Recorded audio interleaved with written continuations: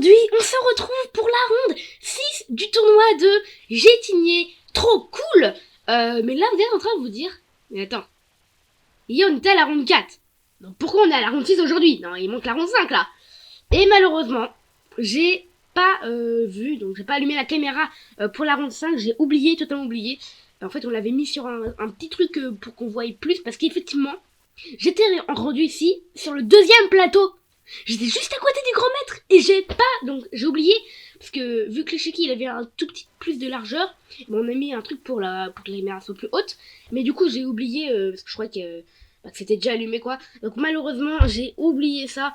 Oh là là là là là là là là. Comme vous vous en doutez, mon anniversaire a été très très dur, donc il était 1900 peut-être 2000 hello, et je vous dis directement le résultat de la ronde 5. J'ai perdu. Malheureusement, j'ai perdu pour la ronde 5, juste à côté de ce grand maître. Du grand maître, ouais. Malheureusement, mais ok. Pour la ronde 6, je me suis dit qu'il fallait absolument la gagner. Mais, dans cette position, je me suis dit, comment gagner en fait. Et dans cette position, je vais vous la montrer dès maintenant. Et là, quand je regarde le tableau, je joue contre une 1700 Elo à peu près. 1700 Elo. Et donc, je me dis que, normalement, ça devrait le faire. Alors, donc c'est parti pour la ronde 6. Donc, ici, je me battais contre une jeune fille de peut-être... Ouais, j'aime pas donner les âges, mais 13 ans, 12 ans, c'est un genre quoi. Et après, E4. Je fais la sicilienne. Et continue par cavalier 3. Donc, rien de plus normal. E6. Et direct G3. Direct G3. Et ça, je me suis dit, ok. Elle doit connaître cette théorie par cœur. D5, pion prend, fou G2 et cavalier F6. Protège 2 fois mon pion. Et je me suis dit, ok, on va rester calme, parce qu'il faut pas la perdre celle-là. Sur D3, j'ai joué H6. Et je me suis dit que fou E7, petit roc, ça allait aller en vrai. Elle a joué ici cavalier E2. J'ai joué D4. Cavalier E4. Et là, j'ai joué fou E7. Oui, fou E7, juste pour défendre ici le cavalier. Prise. Fou prend. Petit roc. Là, je suis en train de la regarder, je me suis dit, mais attends, mais elle teste rien là, en fait. Elle est vraiment, veut pas prendre de risque quoi. Fou F4, je bouge mon cavalier, ok, moi je continue de développer tranquillement, tour 8. Et mais son fou, je me suis dit, ok, un peu bizarre comme coup. Fou G4, si je cloue son cavalier. Et sur F3, je me suis dit comment j'ai ouvert la diagonale et que j'étais plutôt content. Elle joue ici H3, je prends, elle prend. Et Dame D7 en fait, bon, l'idée c'est juste de connecter les tours. Et là, je me suis dit, mais attends, mais c'est franchement bizarre. La position, elle est vraiment très plate. Il n'y a aucun truc pour... Genre, sans vrai, il est bien à l'abri. Il n'y a aucune pièce qui est sans défense. À part le pion en B2 que je peux même pas attaquer parce que j'ai plus de fou de... J'ai pas ma dame qui peut venir ici, vous voyez. Donc, c'est bizarre quand même. Hein. Elle prend, je prends, et elle joue Dame H1. Et Dame H1, je me suis dit, ok, enfin, elle teste un truc. Enfin. Donc, j'étais plutôt content. Et là, je me suis dit, ok. Sur Dame H1, qu'est-ce que je pourrais faire? Donc là, je commence à calculer. Je commence à me dire, ok, peut-être G6, mais G6, non, elle me laisse de prendre. Là, je me dis, ah ouais, peut-être que son idée, c'est fou prend H6. Et que sur pion prend, Dame prend. Et là, ça peut vraiment être nul. Et du coup, ici, je me dis, ok. Sa dame, en vrai, elle est pas très bien placée. Hein, elle a plus beaucoup de cases. Genre, elle a pas ça, parce que sinon, j'ai changé de dame et elle se prend des pions doublés, quoi. Si elle revient là, ça sert à rien. Elle peut pas revenir là, il y a ma tour. Donc, en fait, sa seule case pour revenir ici, c'est en F3. Et je cherche à bouger ma tour. Je me dis, ah ouais, peut-être tour 5 en fait. Peut-être tour 5. Attaque sa dame. Du coup, ici, un peu confiant quand même, je joue tour 5. Elle joue ici dame F3. Et je me dis, ok, dame F3, c'est pas mal. C'est pas mal, mais c'est pas génial non plus, quoi. Mais je me suis dit, ok, tour F5, tour F5, c'est embêtant quand elle a dame là. Et là, je suis en train de regarder, ah oui, et la dame là, c'est pas très bon. Du coup, ici, je me dis que je vais remettre ma tour en E7. Juste comme ça, pour la remettre à l'abri. Et je vais peut-être dame D6, et vous voyez, au moins attaquer G3 ici. Elle a 10 minutes à la pendule, peut-être. 11. Et moi, pareil, 11, 10, peut-être. Et ici, après tour E7, elle rejoue dame H5. Je me dis, mais attends, mais... un problème là. Enfin, je rejoue tour 5, elle fait quoi? Donc, moi, je rejoue tour 5. Et là, elle rejoue dame F3. bizarre. Très très très bizarre là. Je suis en train de me dire, mais ok, mais c'est bizarre là, elle veut match nul. Parce que théoriquement, si je reviens en E7 et qu'elle revient en H5, c'est match nul. Du coup, ici, je suis en train de me dire, c'est bizarre quand même. C'est franchement très très bizarre.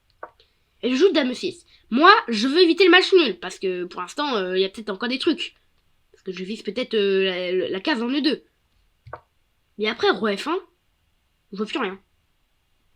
Mais je vois plus rien du tout. Mais genre vraiment plus rien du tout.